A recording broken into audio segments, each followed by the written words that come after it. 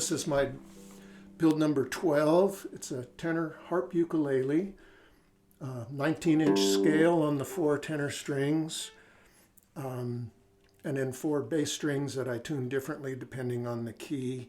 Right now it's set up best for G and E minor, and I love the way that the instrument resonates, and you can play these strings, and the harp strings just resonate forever.